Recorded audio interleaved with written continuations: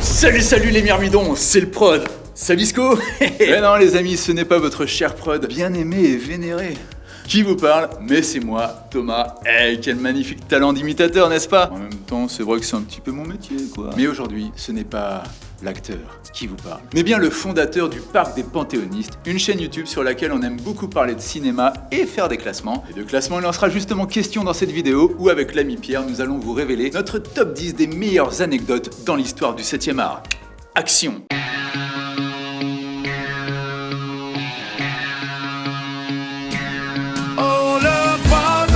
Son cinéma, il va défoncer tout ce qui va pas.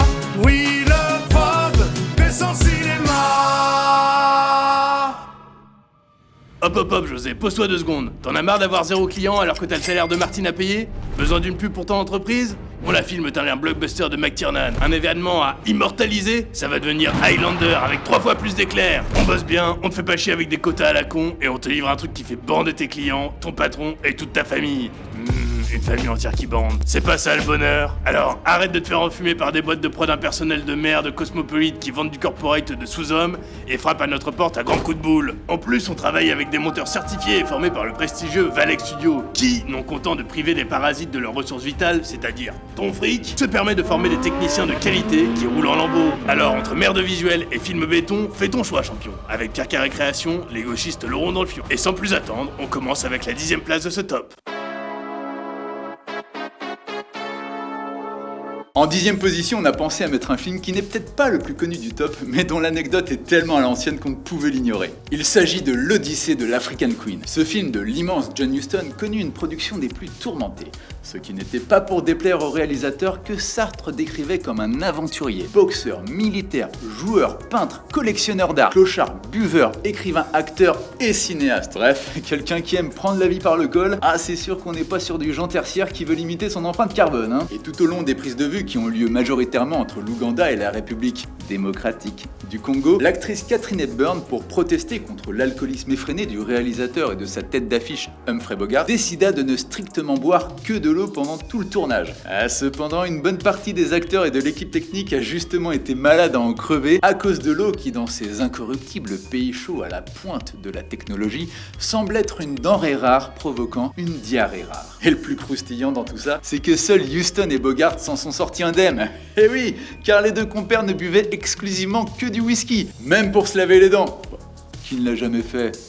Ça, c'est méga sûr. Et puisque nous parlons des tournages impossibles, citons en mémoire de John Huston ce qu'il déclara à la presse 15 ans après l'Odyssée de l'African Queen, alors qu'il tournait La Bible, film monumental dont on ne parle pas assez, et qui connut également des catastrophes en série, catastrophes face auxquelles le réalisateur aurait joliment déclaré « Je ne sais pas comment Dieu a fait tout ça, mais moi, c'est au-dessus de mes forces ».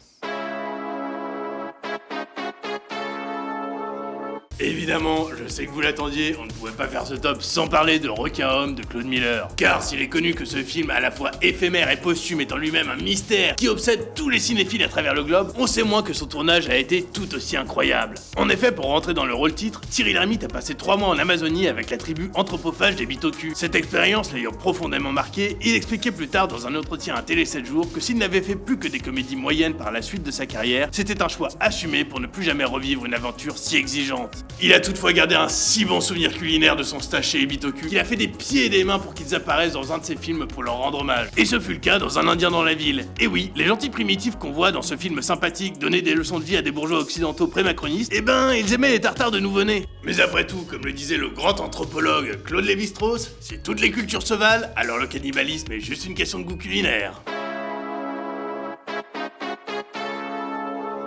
On le sait, quand les acteurs ne donnent pas entière satisfaction, les réalisateurs aiment user de la plus sournoise des manipulations pour obtenir une réaction spontanée de la part de ceux que le grand Alfred Hitchcock considérait bien légitimement comme du bétail. Qui a écrit ces conneries? Et parmi ces réalisateurs tortionnaires, outre ce magnifique sosie de Gérard Larcher, mais avec du talent, on retrouve l'illustre Charlie Chaplin pour son premier film, Le Kid, où le petit Jackie Coogan était particulièrement criant de vérité dans la scène où les méchants flics osent le séparer de son bienfaiteur à la moustache pourtant si rassurante. Mais alors, quel subterfuge Chaplin a-t-il utilisé pour que l'enfant ait véritablement l'air d'hurler à la mort et que son émotion soit si crédible? L'a-t-il menacé de tordre le cou de son adorable petit chien, écraser ses jouets d'un rire sadique? Ou lui a-t-il promis un tête-à-tête avec Cohn-Bendit? Et rien de tout ça, les amis. En fait, Chaplin lui aurait tout simplement dit qu'il ne reverrait plus jamais sa mère. Bon, là encore, qui ne l'a jamais fait? Classe, Charlie. Vraiment très classe.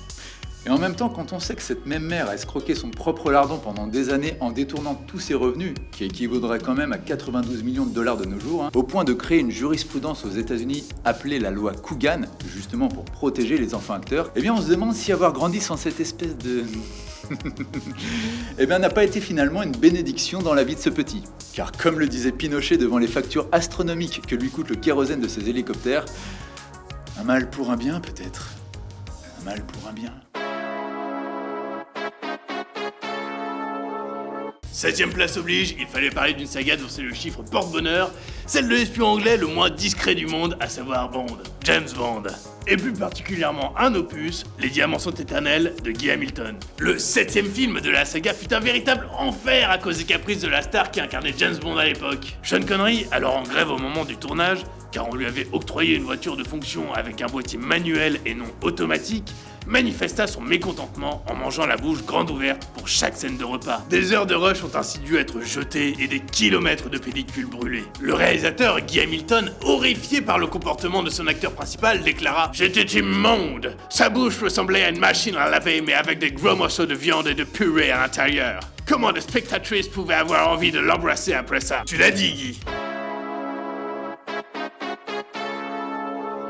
En 6ème position, comment ne pas parler de La Passion du Christ du génial Mel Gibson et de toute l'aura sulfureuse qui entoure le film. Les prises de vue furent un véritable calvaire pour certains membres de l'équipe technique et artistique. En effet, pendant ce tournage, par 3 fois, certains d'entre eux ont été touchés par la foudre. D'abord, la première fois, ce fut un assistant réalisateur nommé Ian Michelini. La deuxième fois, c'était au tour de Jim Caviezel, l'acteur qui joue le Messie, Jésus-Christ, notre Seigneur et notre Dieu, à tous, à la fin du tournage quand il filmait le tout dernier plan du film. Je crois qu'il aurait préféré des applaudissements, hein. Mais le bon Dieu, c'est un petit taquin. C'était juste sa manière de le féliciter. Puis ce fut à nouveau au tour de Ian Michelini, encore quelques minutes après Caviezel. Le mec était tellement au bout de sa vie que par la suite, quand une nana lui proposait un verre en terrasse, il répondait toujours tu peux pas venir dans ma cave plutôt, hein? On sera à l'abri. Ce qui, comme vous pouvez vous en douter, a ruiné la vie sentimentale de ce playboy des plateaux, condamné au célibat pour éviter les coups de foudre. Sachant que d'après une étude, la probabilité d'être frappé par la foudre est de moins d'1 sur 1 million. On a donc plus de chances d'avoir 2 fois des jumeaux ou de naître avec un 6e doigt à la main, comme Richard Gere, que d'être touché par un éclair. Alors imaginez le gars qui a été touché à 2 reprises. Évidemment, ces QC rédatés n'y verront qu'une coïncidence. Tandis que les plus humbles d'entre nous se diront à minima que tout cela est quand même bien intriguant.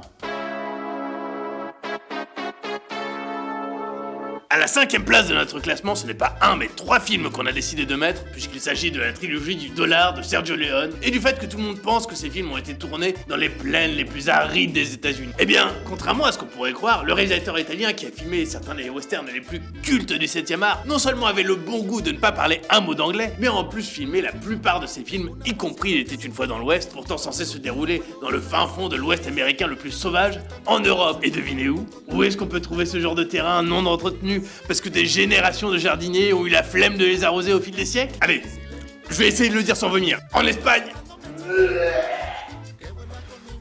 Et merde. Et oui, Sergio Leone fut contraint de tourner dans cette région atroce qu'est l'Andalousie, où pullulent les chômeurs en short et les femmes velues qui jactent toute la journée, se disputant sur le nombre de litres d'huile qu'il faut pour préparer leur pâtisserie de forain. Et si l'illustre réalisateur et gastronome devait s'y résoudre, la mort dans l'âme, c'est pour faire des économies à la fois de déplacement et en hommes, grâce à une main-d'œuvre locale bon marché.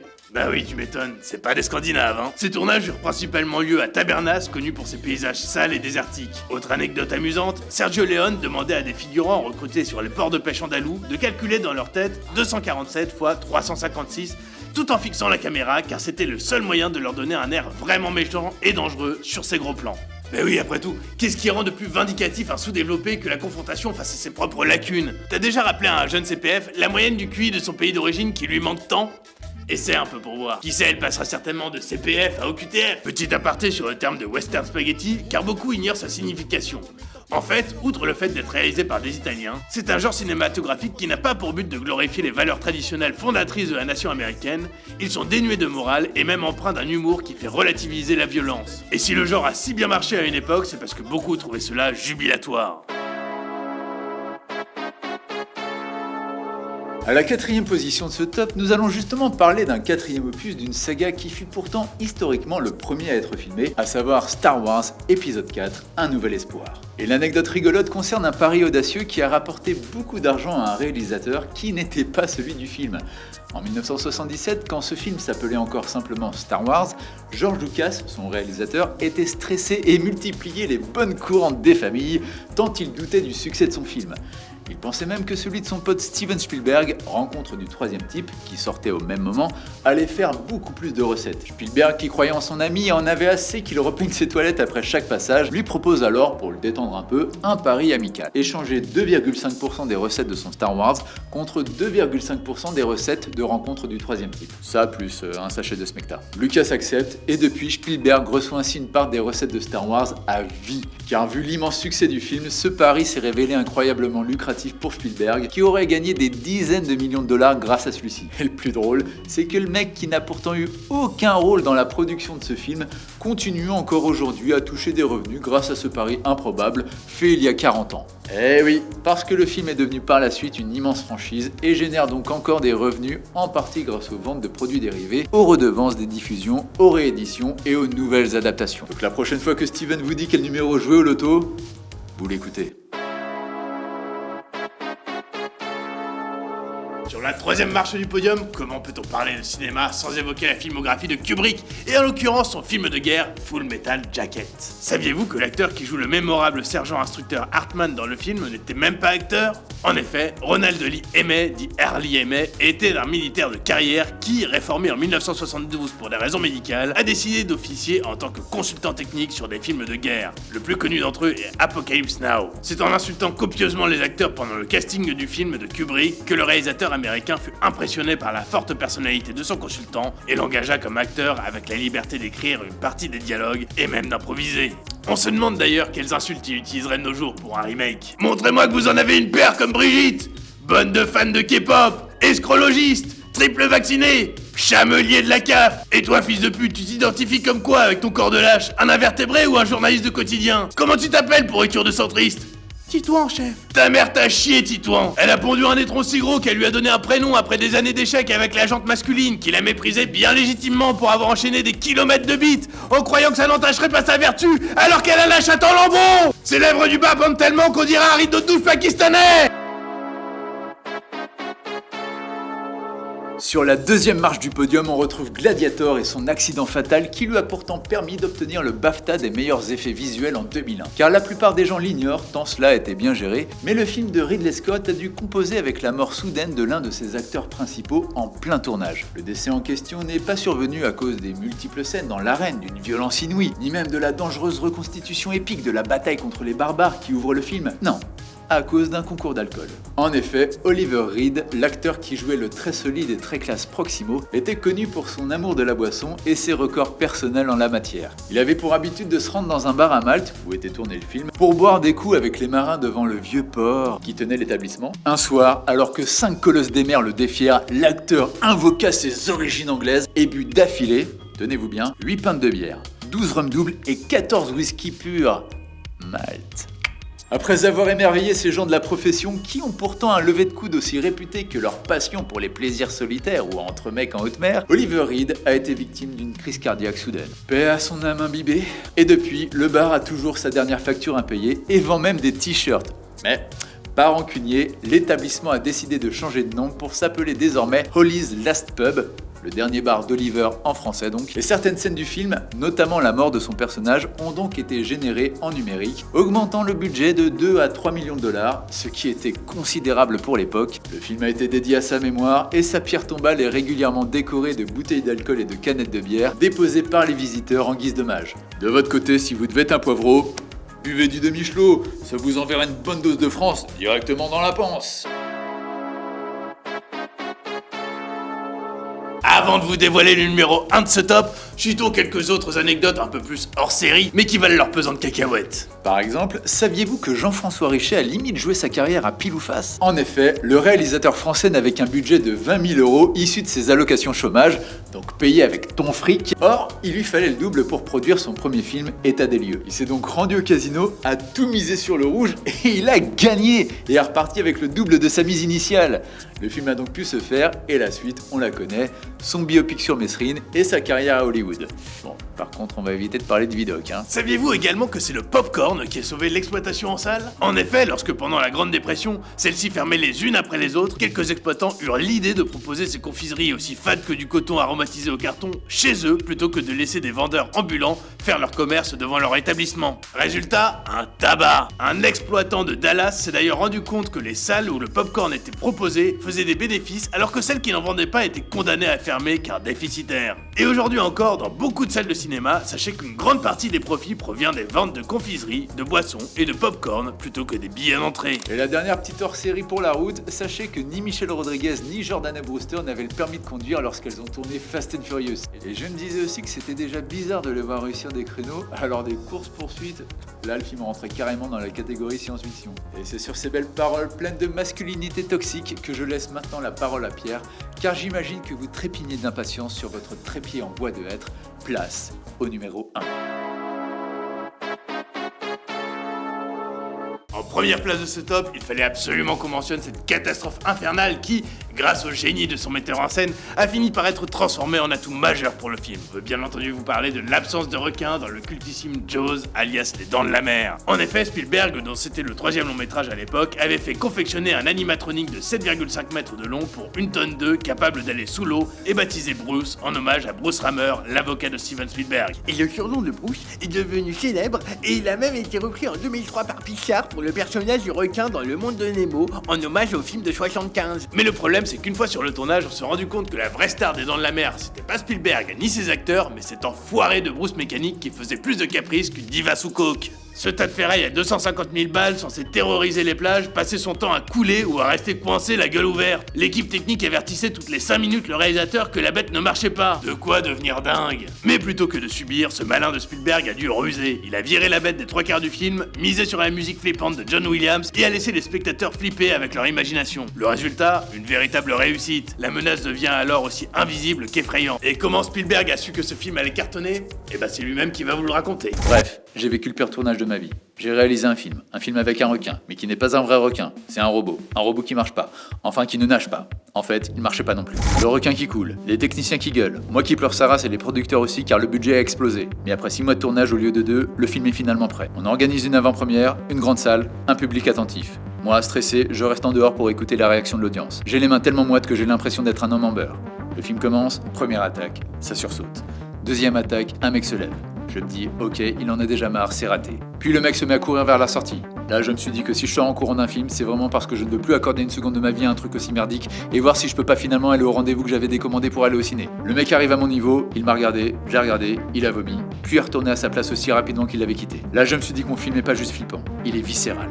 Les gens sont prêts à vomir, mais ils veulent pas en rater une miette. Je me dis, ok, il a eu peur. Il va rentrer chez lui, se cacher sous une couverture et plus jamais foutre un pied dans l'eau. Je savais que je lui avais niqué ses prochaines vacances, mais j'étais content parce que je savais que mon film était réussi.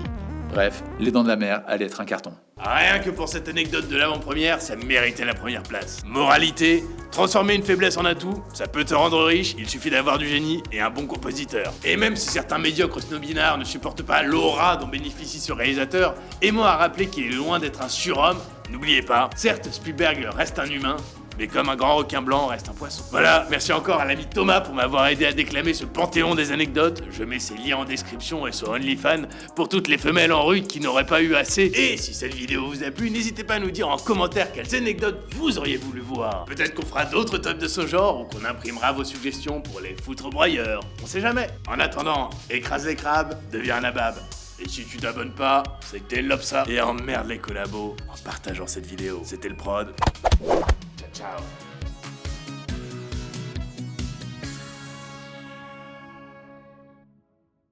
Y a Tassi qui m'attend en bas. Pauline. Ça suffit, Pose arrêtez mon cette avis. valise. Pauline, ne m'oblige pas à parler espagnol. Pose cette valise. Suelta las maletas. Suelta las maletas. Laisse-moi passer. Suelta el maletas. Laisse-moi Tu passer. vas t'en prendre une. Tu veux me prendre quoi? Voilà, tu l'as eu. Donc, T'aurais jamais dû faire ça. non, Jamais! Attends, Pauline, laisse-moi t'expliquer. C'est parce que je l'ai fait dans le désordre. Attends, Pauline, je dois d'abord manger. Je devais te baiser avant aussi. Pauline, attends.